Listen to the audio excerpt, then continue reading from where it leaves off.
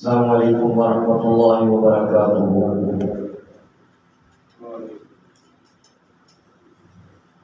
الحمد للہ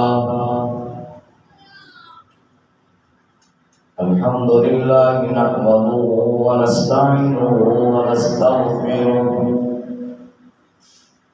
ونؤمن به ونتوکل علیہ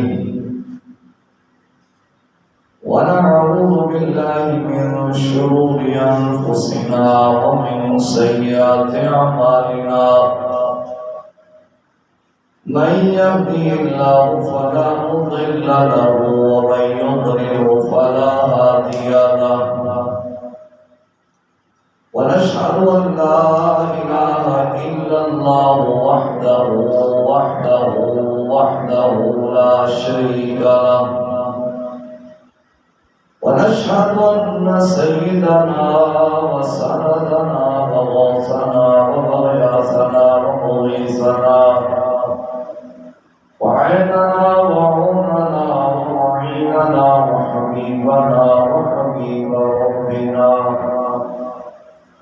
وطبيبنا وطبيب قلوبنا ومقصودنا وموجودنا ومطلوبنا ومرغوبنا ومسعودنا ومحبوبنا ومعشوقنا عالنا ومولانا ومقوانا وملجأنا ومولانا محمدا عبده ورسوله صلى الله تعالى على حبيبه محمد وعلى آله وأصحابه أجمعين. أما بعد، أعوذ بالله من الشيطان الرجيم. بسم الله الرحمن الرحيم. ولقد آتينا إبراهيم رشده من قبل وكنا به عالمين. صدق الله مولانا العظيم وبلغنا رسوله النبي الكريم الرؤوف الرحيم. الصلاة والسلام عليك يا سيدي يا رسول الله. الصلاة والسلام عليك يا سيدي يا حبيب الله. الصلاة والسلام عليك يا سيدي يا رحمة للعالمين وعلى آلك وأصحابك يا سيدي يا خاتم النبيين.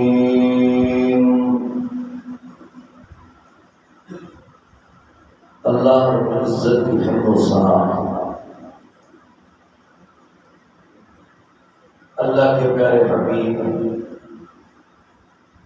حضور سرور دو عالم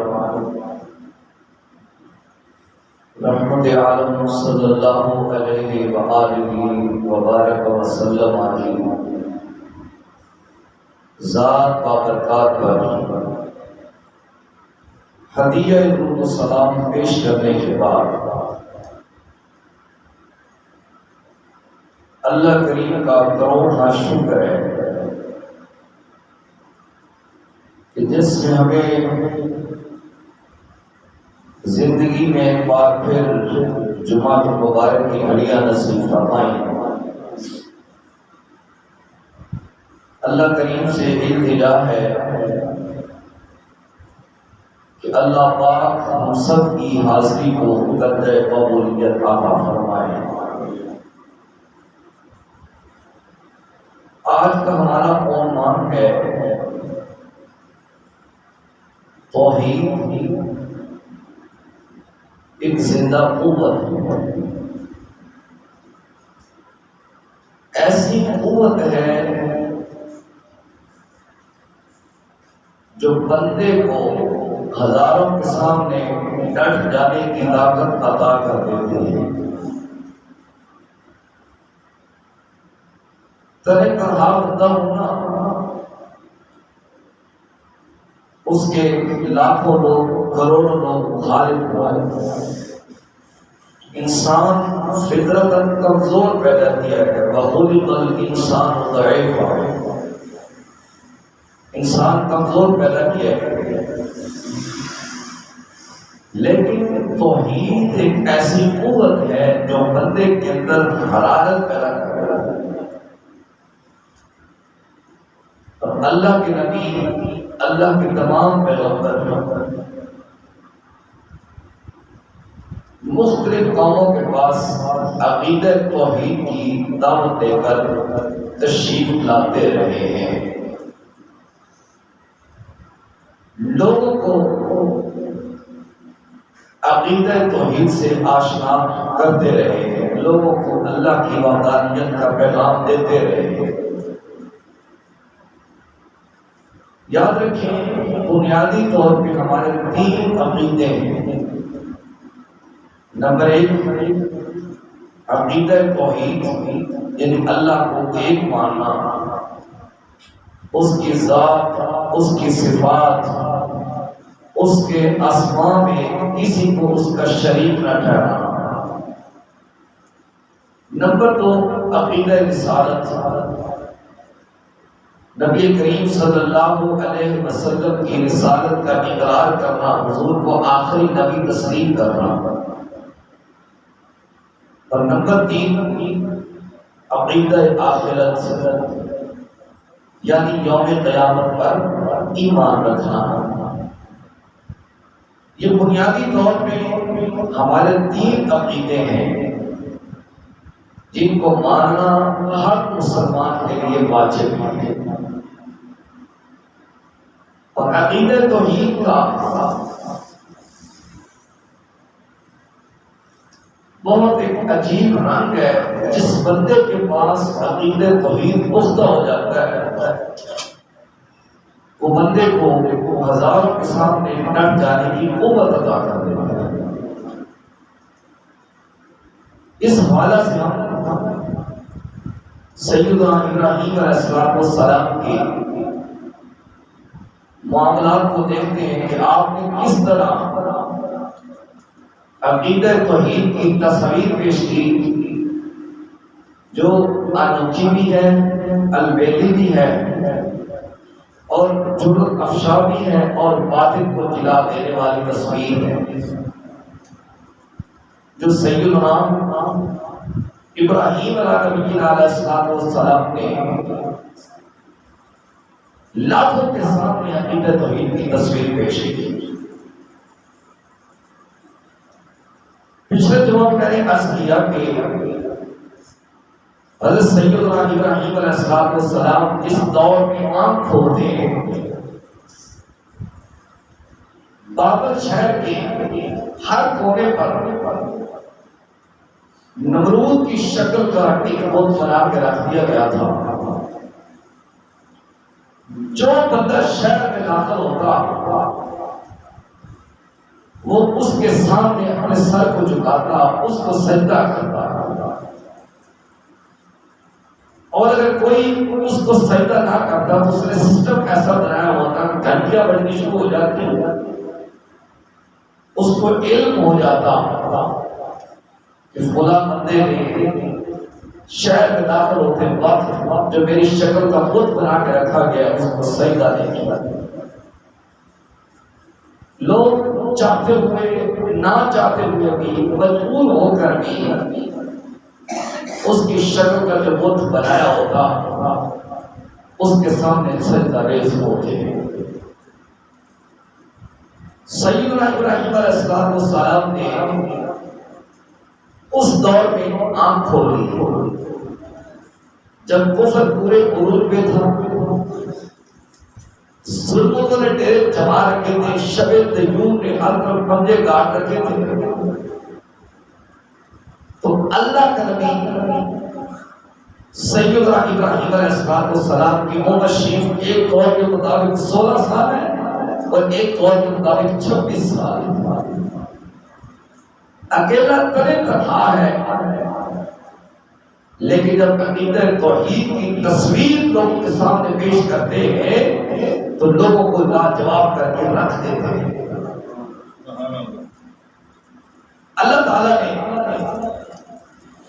سیدنا ابراہیم علیہ السلام کی اس تفصیل کا ذکر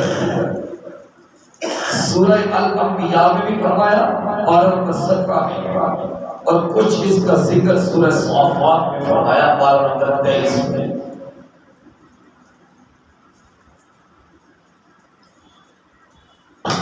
اللہ پاک ارشاد فرماتا ہے وَلَقَدْ آتَيْنَا إِبْرَاهِيمَ رُشْدَهُ مِنْ قَبْلُ وَكُنَّا بِهِ عَالِمِينَ،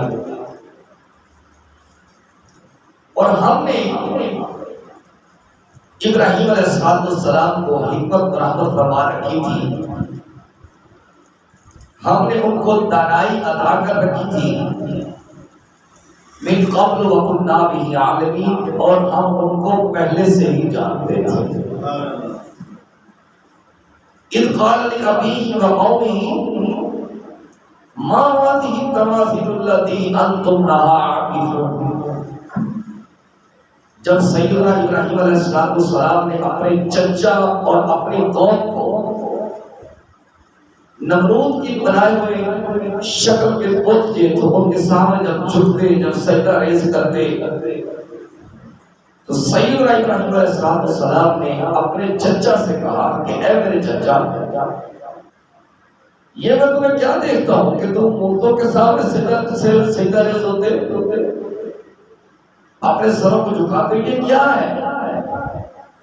اب انہوں نے دلیل پیش کی، کہتے وجدنا آباءنا لہا عابدین، ہم نے اپنے آباء و اجداد کو ایسے کرتے ہوئے دیکھا ہے، ہمارے جو بڑے تھے وہ اسی دین پر ہی تھے، ہم ان کے بتائے ہوئے طریقے کے مطابق اپنی زندگی کو بسر کر رہے ہیں۔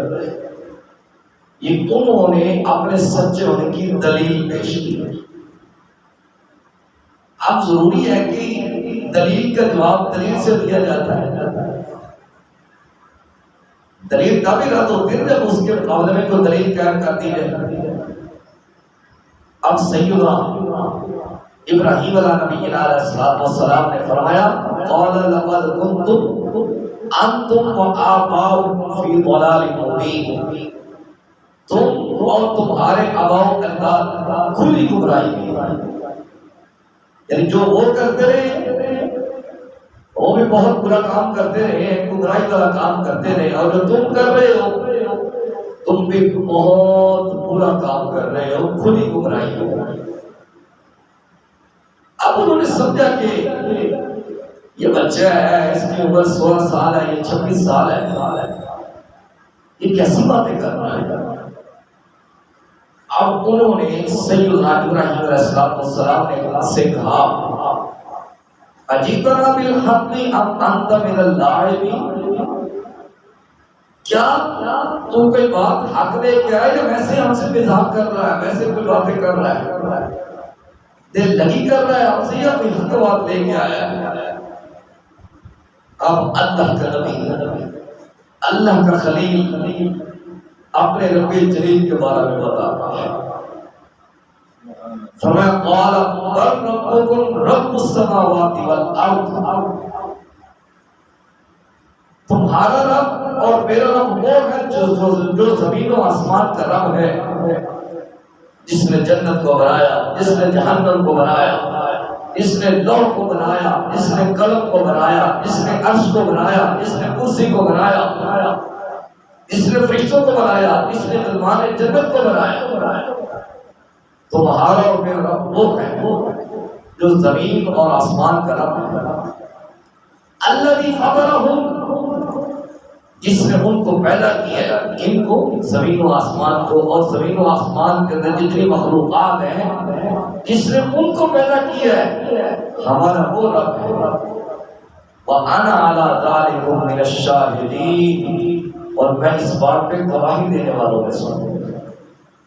یہ تمہارے معبود نہیں ہے، یہ تمہارے رب نہیں ہے جن کی تم پوجا پاٹ کرتے ہو، بلکہ ہمارا اللہ ایک ہے جو زمین کا بھی رب ہے، آسمان کا بھی رب ہے، اور تمام مخلوقات کا رب ہے۔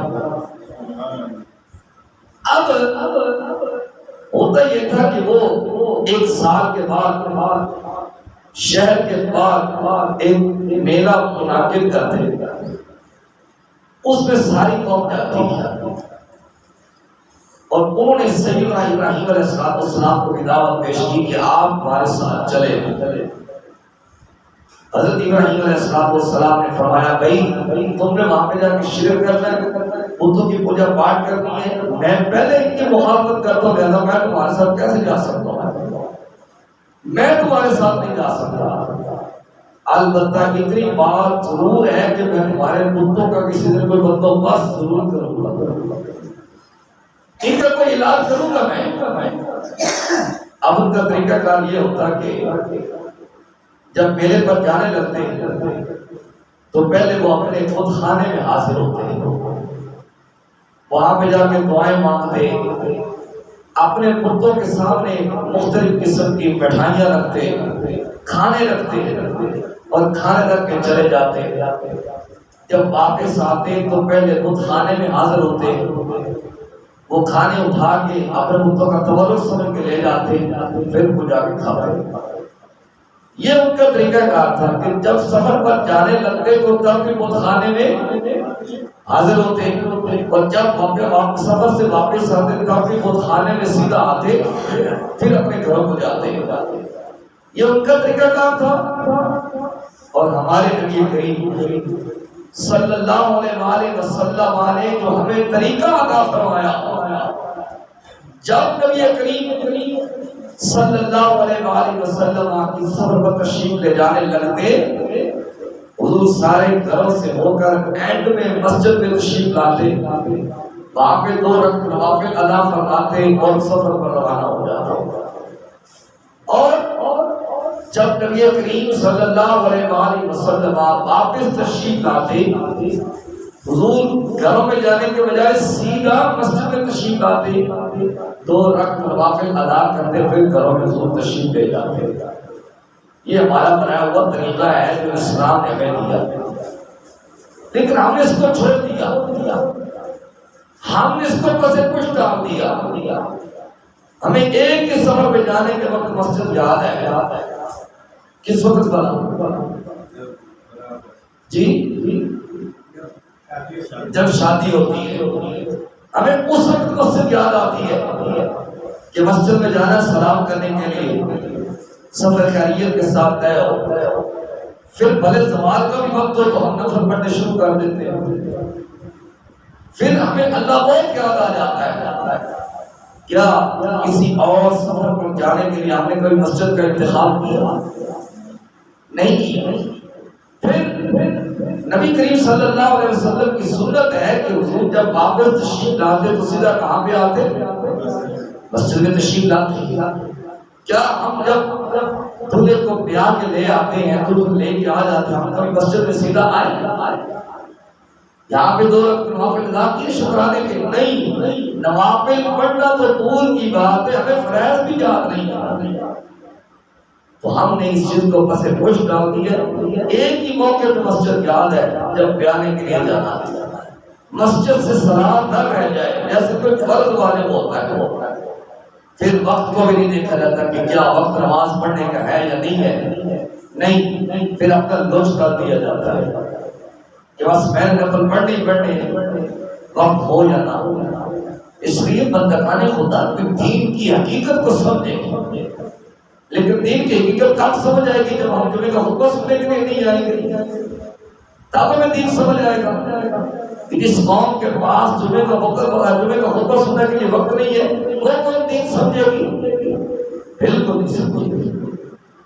اب سیدنا ابراہیم علیہ السلام نے ان سے کہا ہوا تھا وَتَاللَّهِ لَأَكِيدَنَّ أَصْنَامَكُمْ بَعْدَ أَن تُوَلُّوا مُدْبِرِينَ، اللہ کی قسم میں تمہارے جانے کے بعد تمہارے بتوں کو کوئی بندوبست ضرور کروں۔ اب وہ تو مٹھائیاں رکھ کے، دعائیں مانگ کے، پوجا پاٹ کر کے میلے پر چلے گئے۔ اب اللہ کا نبی سیدنا ابراہیم علیہ السلام نے ایک کلہاڑا پکڑا اور بت خانے میں تشریف لے گئے، اور ان کی بے بسی کو ظاہر کرنے کے لیے کہ جن کو انہوں نے اپنا خدا سمجھا ہوا ہے، اپنا معبود سمجھا ہوا ہے، ان کے سامنے وہ پوجا پاٹ کرتے ہیں نمرودی، جب اللہ کا نبی سیدنا ابراہیم علیہ السلام خود خانے میں تشریف لائے، فراغ الی آلہتہم، اللہ نے سورہ صافات میں ذکر فرمایا، جب اللہ کا نبی ان کے خداؤں کے پاس آیا تو جب دیکھا ان کی بے بسی کو دیکھا کہ ان کے سامنے کھانے پڑے ہوئے ہیں، وہ تو بولتے ہیں جن کو انہوں نے بنایا ہوا ہے ان کی شکلیں ہیں، وہ خدا تھوڑے ہی ہیں، کہ اللہ کے نبی سیدنا ابراہیم علیہ السلام کو پتہ نہیں تھا یہ جھوٹے ہیں، پتہ نہیں تھا، پتہ ہے یہ جھوٹے ہیں، لیکن ان کی بے بسی ظاہر کرنے کے لیے، ان کی لاچاری ظاہر کرنے کے لیے فَقَالَ أَلَا تَأْكُلُونَ، یہ کھاتے نہیں ہو، یہ جو تمہارے سامنے رکھے گئے ہیں یہ کھاتے کیوں نہیں ہو؟ جب کوئی جواب نہ ہے، جواب کیا آنا تھا؟ جواب واقعہ پر کوئی نہیں آنا تھا، لیکن یہ ایک انداز ہے، کسی بھی قوم کو بے بس کرنے کے لیے ان کی کمزوریاں پکڑی جاتی ہیں، جن پر ان کے عقائد ہوتے ہیں ان کو پکڑا جاتا ہے، ان کا علاج کیا جاتا ہے۔ اچھا سیدنا ابراہیم علیہ السلام نے جب فقال الا تاکلون، یہ کھاتے نہیں ہو، پھر ما لکم لا تنطقون، تو بولتے کیوں نہیں ہو؟ بولتے کیوں نہیں؟ میری بات کا جواب کیوں نہیں دیتے؟ جب کوئی جواب نہ آیا فراغ علیہم ضربا بالیمین، اللہ کے نبی سیدنا ابراہیم علیہ السلام نے دائیں ہاتھ میں کلہاڑا پکڑا، کسی کا سر پھوڑ دیا، کسی کی ناک کاٹ دی، کسی کا کان کاٹ دیا، کسی کی ٹانگیں توڑ دی، کسی کے ہاتھ توڑ دیے، کسی کو ویسے ہی بندری بنا کے رکھا۔ جب یہ کام کر لیا، اب اللہ کے نبی سیدنا ابراہیم علیہ السلام نے ان کا علاج کرنے کے لیے ایک حکمت کو اختیار کیا، وہ کیا؟ جو بتوں کا سردار بت تھا اس کو کچھ نہ کہا اور اس کے گدے کو کلہاڑا رکھا۔ اب جب کافر واپس پلٹے تو سیدھا بت خانے میں انہیں آنا تھا، جب بت خانے میں آئے تو اپنے خداؤں کا برا حال دیکھا، غصے کے ساتھ پیٹ و تاب کھانے لگے کہ ہمارے خداؤں کے ساتھ یہ کیا ہو گیا، یہ کس نے حال کر دی ہے؟ کسی کی ناک نہیں ہے، کسی کا کان نہیں ہے، کسی کا سر نہیں ہے، کسی کے ٹانگیں نہیں ہے، کسی کا ہاتھ نہیں ہے، کسی کا سینہ نہیں ہے، کسی کو ویسے ہی بندری بنا کے رکھ دیا گیا۔ کہنے لگے من فعل ھذا بآلہتنا انہ لمن الظالمین، جس نے ہمارے خداؤں کے ساتھ یہ حال کیا وہ بہت بڑا ظالم ہے، اس نے بہت بڑا ظلم کیا ہے۔ اب غصے کے ساتھ پیچ و تاب کھانے لگے، وہاں پہ اب وہ سکینے بنانے لگے کہ ہم جس بندے نے یہ حال کیا اس کو تلاش کریں۔ اب ان میں سے کچھ لوگوں نے کہا سمعنا فتى يذكرهم يقال له ابراہیم، ہم نے ایک بندے سے ان خداؤں کا ذکر سنا ہے جو ان کے بارے میں پورا بھلا کہتا ہے، اس کا نام ابراہیم ہے، اس کا نام ابراہیم ہے۔ اب کہنے لگے فاتوا به علی اعین الناس لعلهم یشهدون، اب تم ایسا کرو، اگر اپنے خداؤں کا دفاع کرنا چاہتے ہو، ان کا جس نے ان کے ساتھ یہ حال کیا ہے اس کو ڈھونڈنا چاہتے ہو، تو اب ایسا کرو ابراہیم علیہ السلام کو گرفتار کر کے لوگوں کے سامنے لاؤ۔ جب توحید کا کام کرنا ہوتا ہے پھر مشکلیں تو آتی ہیں نا، جب دین کا کام کرنا ہوتا ہے پھر مشکلات کا سامنا تو کرنا پڑتا ہے۔ نبی کریم صلی اللہ علیہ وسلم کی بارگاہ میں صحابی حاضر ہوا، عرض کیا رسول اللہ صلی اللہ علیہ وسلم مجھے آپ سے محبت ہو گئی ہے۔ آقا علیہ السلام نے فرمایا تو کیا کہہ رہا ہے؟ حضور مجھے آپ سے محبت ہو گئی ہے۔ حضور نے فرمایا تو کیا کہہ رہا ہے؟ حضور مجھے آپ سے محبت ہو گئی ہے۔ پھر مشکلات کے لیے تیار ہو جاؤ، امتحانوں کے لیے تیار ہو جاؤ۔ جب بندہ دعوت حق بلند کرتا ہے بندے کو امتحانات کا سامنا کرنا پڑتا ہے۔ اب انہوں نے کہا کہ حضرت ابراہیم علیہ السلام کو گرفتار کر کے لوگوں کے سامنے لاؤ، یہ جو لوگ کہتے ہیں کہ ہم نے ابراہیم کو یہ ذکر کرتے ہوئے دیکھا ہے، تاکہ یہ اس کے سامنے یہ گواہی پیش کرے کہ ہم نے اس بندے کو یہ ذکر کرتے ہوئے دیکھا۔ اب سیدنا ابراہیم علیہ السلام کو گرفتار کر کے نمرود کے دربار میں لایا جاتا ہے۔ آیان سلطنت بھی بیٹھے ہوئے ہیں، وزراء بھی بیٹھے ہوئے ہیں، مشیر بھی بیٹھے ہوئے ہیں، حکمران طبقہ بھی بیٹھا ہوا ہے، لاکھوں کا اجتماع ہے، ہزاروں کا اجتماع ہے۔ نمرود پوری رونق کے ساتھ، تکبر کے ساتھ، پورے توکل کے ساتھ اپنی مسجد میں بیٹھا ہوا ہے۔ اللہ کے نبی سیدنا ابراہیم علیہ السلام کو نمرود کے دربار میں زنجیروں کے ساتھ جکڑ کے گرفتار کر کے پیش کر دیا جاتا ہے۔ اللہ کے نبی سیدنا ابراہیم علیہ السلام سے مخاطب ہوتے ہیں، کہتے ہیں قالوا انت فعلت هذا بآلهتنا یا ابراہیم، اے ابراہیم ہمارے خداؤں کے ساتھ یہ تو نے حال کیا ہے، یہ تو نے کیا ہے؟ کسی کی ناک کاٹ دی، کسی کا کان کاٹ دیا، کسی کا سر پھاڑ دیا، کسی کی ٹانگیں کاٹ دی، کسی کا کوئی جز کاٹ دیا، کسی کو ویسے بدری بنا کے رکھ دیا، یہ تو نے کیا ہے؟ آپ کس نے کیا تھا؟ حضرت ابراہیم علیہ السلام نے کیا تھا۔ فرمایا میاں بال فعلہ کبیرہم ھذا، او میاں مجھ سے سوال کرتے ہو کلہاڑا تو ان کے بڑے سے برآمد ہو رہا ہے، جس سے اسبا برآمد ہو رہا مجرم وہی ہوتا ہے۔ ان کی کوئی لڑائی ہوگی، کوئی جنگ ہوگی، اس نے کہا ہوگا کہ میں بڑا خدا ہوں، تم چھوٹے خدا ہو، تم میری خدائی میں کیوں شریک ہو رہے ہو، لہذا اس نے ان کا علاج کر دیا ہوگا۔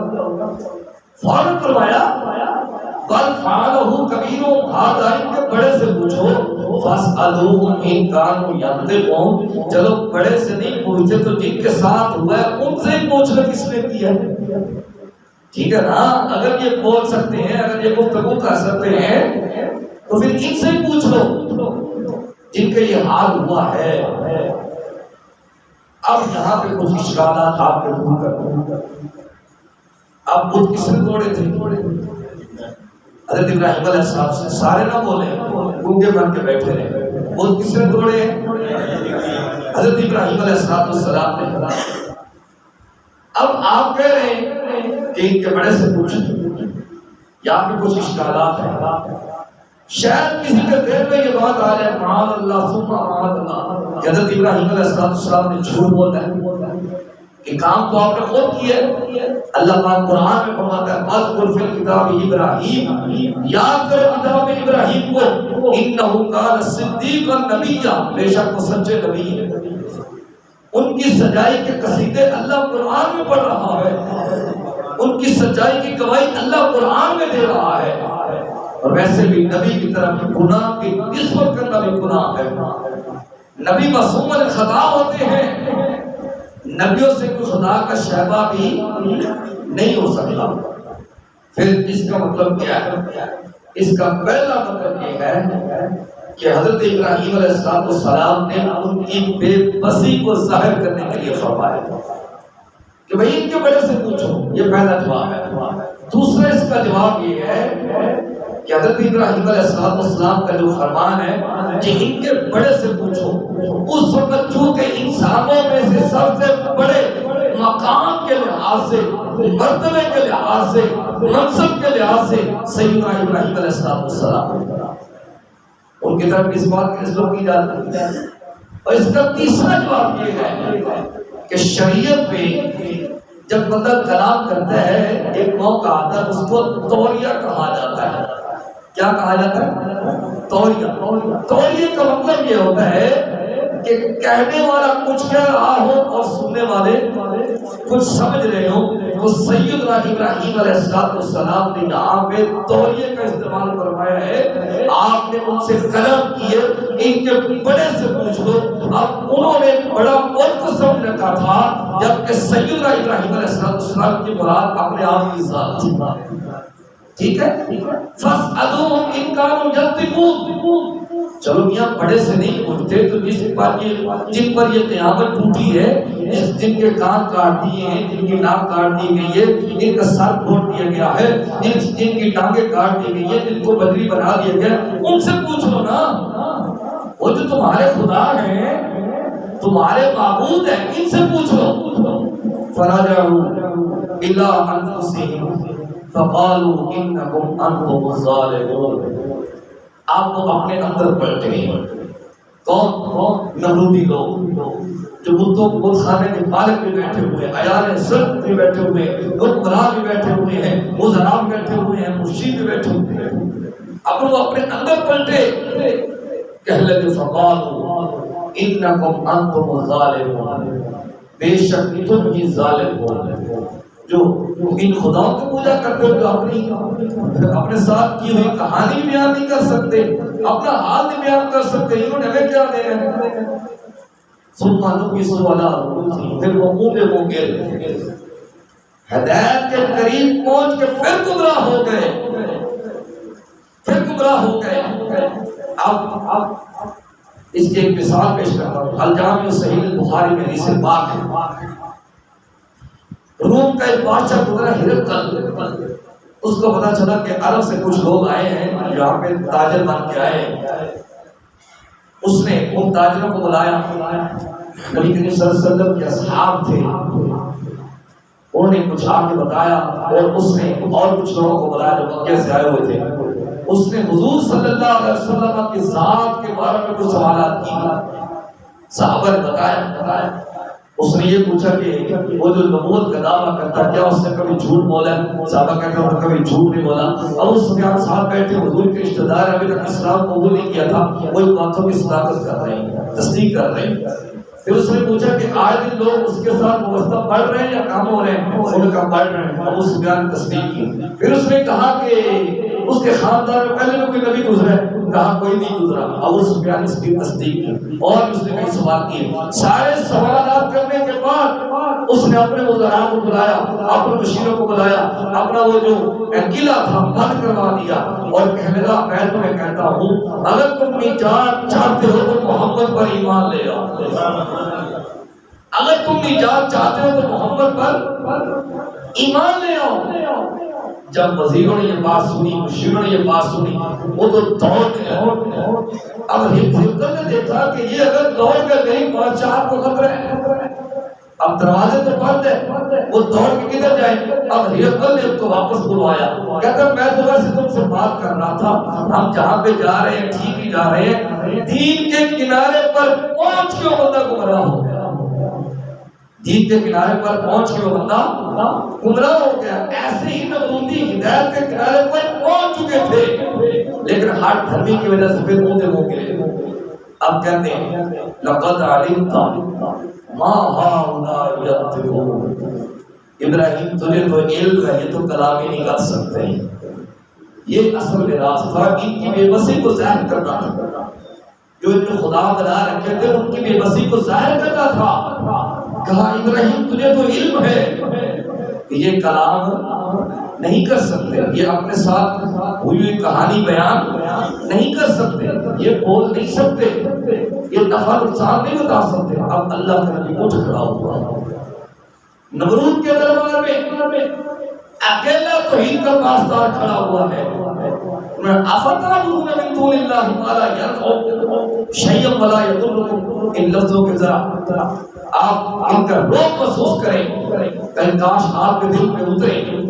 حضرت ابراہیم علیہ السلام نے فرمایا پھر تم ان کی عبادت کرتے ہو جو کوئی نقصان دے، نہ کوئی نقصان دے سکتے نہ کوئی نفع دے سکتے، ان کی عبادت کرتے ہو جو اپنے ساتھ ہوئے وہ واقعہ نہیں بیان کر سکتے، جو اپنی ساتھ جو بیتی ہوئی کہانی نہیں بیان کر سکتے، ان کی پوجا پاٹ کرتے ہو، ان کو اپنا معبود مانتے ہو، ان کو اپنا خدا مانتے ہو، جو اپنی حفاظت نہیں کر سکتے، انہوں نے تمہاری کیا حفاظت کرنی ہے؟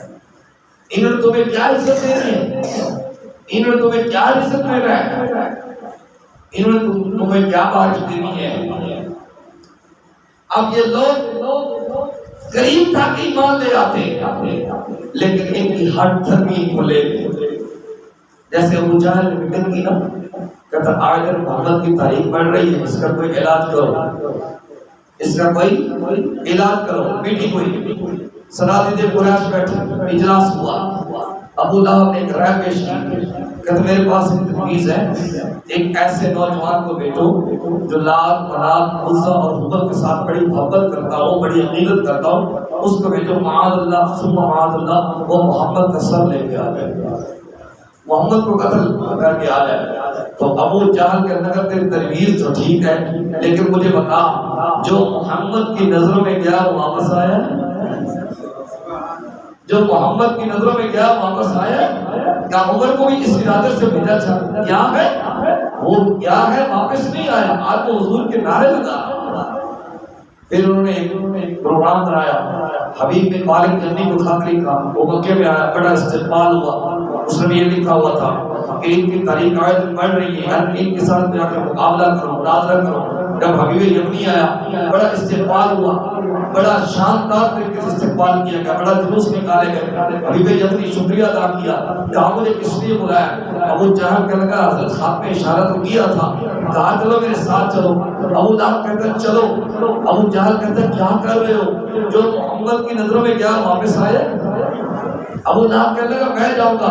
جب جا رہے ہیں ابو جہل پیچھے پیچھے جا رہا ہے، حبیب یمنی آگے آگے جا رہے ہیں. جب اس جگہ پہ پہنچے جس گھر میں نبی کریم صلی اللہ علیہ وسلم تشریف فرما تھے، ابو جہل کہنے لگا میں نے آگے نہیں جانا. کیوں؟ جو آگے چلا جاتا ہے وہ واپس نہیں آتا، جو آگے چلا جاتا ہے وہ واپس نہیں آتا. یعنی ان کو پتا تھا کہ نبی کریم صلی اللہ علیہ وسلم سچے ہیں، حضور کا دین سچا ہے، حضور کا پیغام سچا ہے، حضور کی دعوت سچی ہے. اس کے باوجود قبول کیوں نہیں کرتے تھے؟ وہ یہ کہتے تھے کہ پہلے ہی جو ہاشمی خاندان ہے بڑی عزت والا ہے، بڑا عظمت والا ہے، اگر ہم ان کی نبوت بھی تسلیم کریں تو ہمارے پاس کیا رہ جائے گا. یعنی ہاتھ دھرمی کی وجہ سے ایمان نہ لا سکے. یہ بھی کہنے لگے لقد علمت ما هؤلاء ينطقون، ابراہیم تجھے علم ہے یہ کلام نہیں کر سکتے، یہ گفتگو نہیں کر سکتے. اس وقت اللہ کا نبی سیدنا ابراہیم علیہ السلام لاکھوں کا اجتماع ہے، ہزاروں کا اجتماع ہے، کھڑے ہو جاتے ہیں. افتعبدون من دون اللہ ما لا ينفعكم شيئا ولا يضركم. افسوس ہے تم ان کی پوجا کرتے ہو جو نہ کوئی نفع دے سکتے نہ کوئی نقصان دے سکتے. اغفر لکم ولما تعبدون من دون اللہ. افسوس ہے تم پر اور تمہارے خداؤں پر جن کو تم نے اللہ کے علاوہ اپنا معبود بنا رکھا ہے. افلا تعقلون، کیا تمہیں عقل نہیں ہے؟ تم عقل نہیں رکھتے، تمہارے دماغوں میں تمہارے سر میں کھوپڑیاں نہیں ہیں، دماغ نہیں ہے، سمجھ نہیں سکتے کہ کن کو اپنا خدا بنا رکھا ہے جو نہ اپنا نفع بیان کر سکتے ہیں، نہ تمہیں نفع دے سکتے ہیں، نہ اپنا نقصان بیان کر سکتے ہیں، نہ تمہیں کوئی نقصان دے سکتے ہیں. افسوس ہے تم پر. اب اللہ کے نبی سیدنا ابراہیم علیہ السلام کے یہ الفاظ کلہاڑے سے بھی زیادہ سخت تھے جو ان کو چیرتے چلے جا رہے تھے. آپ جو قوتیں ہوتی ہیں نا، جو اقتدار کے لوگ ہوتے ہیں، جب کوئی رات نہ ہو سکے وہ کہتے ہیں جلا دو، راہ کر دو، یہ کر دو، وہ کر دو. یہ جس بندے کا یہ حربہ ہوتا ہے نا وہ طاقت کا غلط استعمال کر رہا ہوتا ہے، کیونکہ اس کے موقف کی تردید وہ کر نہیں سکا ہوتا. اب وہ اپنے اقتدار کو کر آتا ہے، جلا دو، اڑا دو، راہ کر دو، یہ کر دو، وہ کر دو.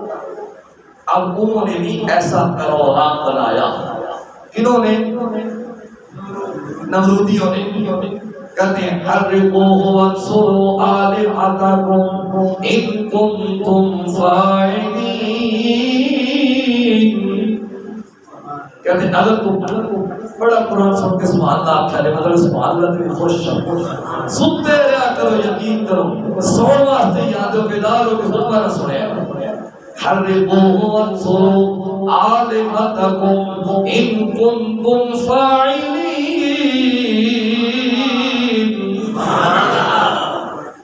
کہا اگر تم اپنے خداؤں کی مدد کرنا چاہتے ہو. کیسے بے وقوف لوگ ہیں، خدا کی مدد کرنا چاہ رہے ہیں. حالانکہ خدا تو ہوتا ہی وہ جو مخلوق کی مدد کرتا ہے، اللہ کو کسی کی مدد کی ضرورت ہے؟ یہ ایسے بے وقوف لوگ ہیں کہتے ہیں اگر تم اپنے خداؤں کی مدد کرنا چاہتے ہو پھر ایسا کرو اس بندے کو جلا دو، اس بندے کو جلا دو۔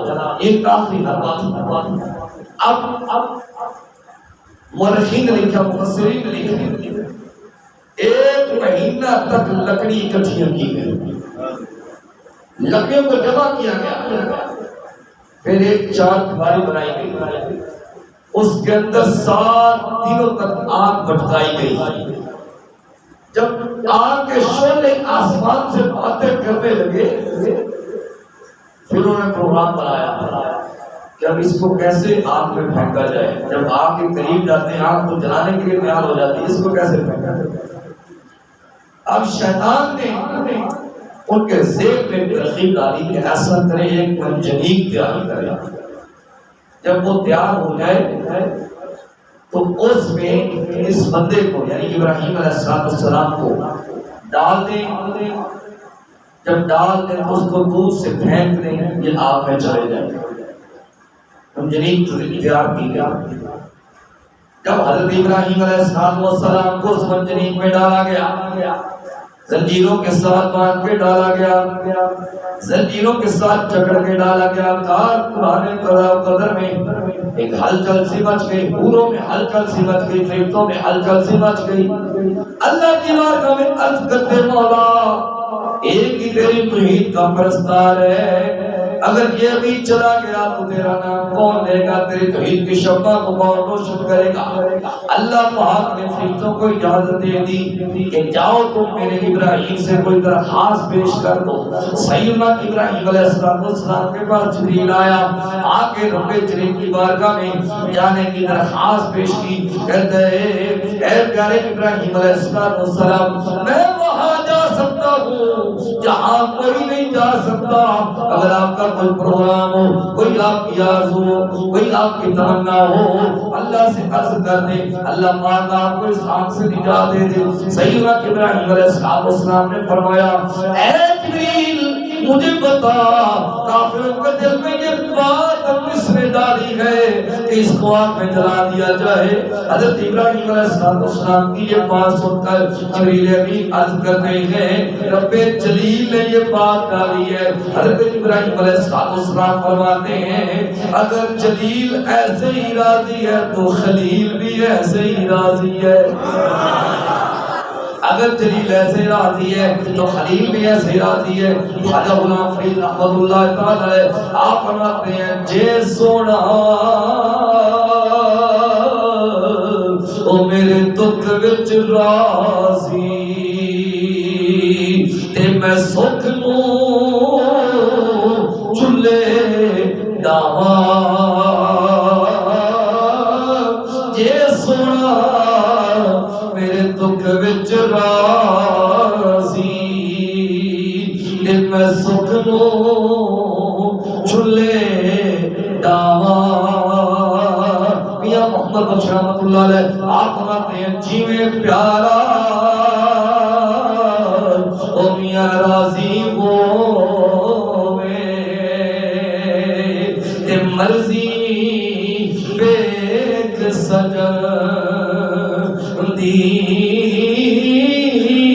جے کر مرضی او میاں اپنی لوڑے تے ایویں گل نہیں بن۔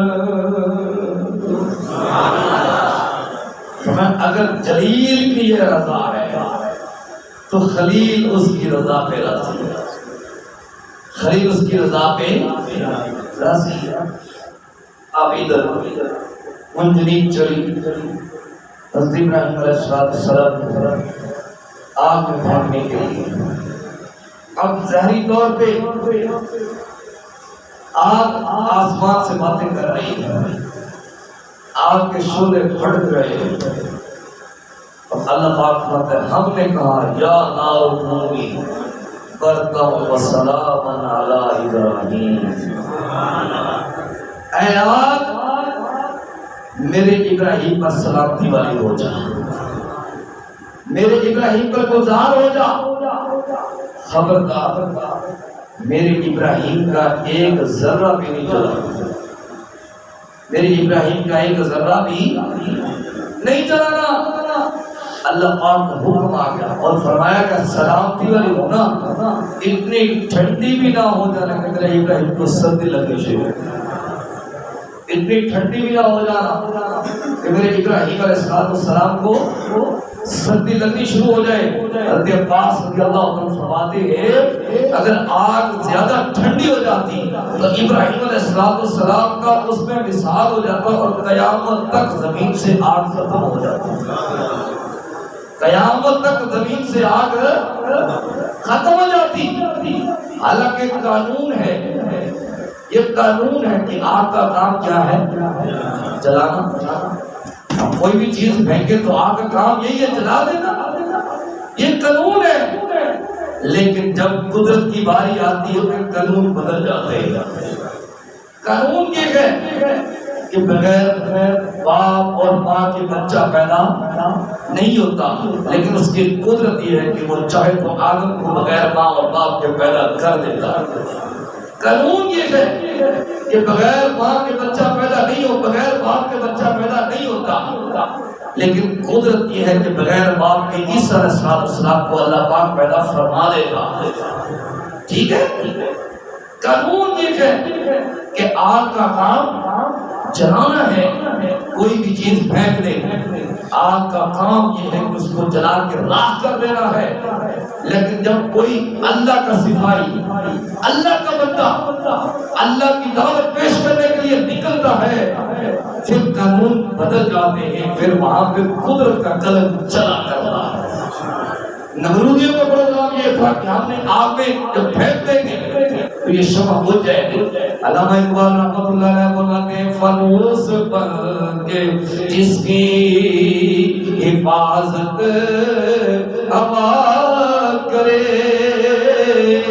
فانوس بن کے جس کی حفاظت ہوا کرے، فانوس بن کے جس کی حفاظت ہوا کرے، وہ شمع کیا بجھے اسے روشن خدا کرے، وہ شمع کیا بجھے اسے روشن خدا کرے۔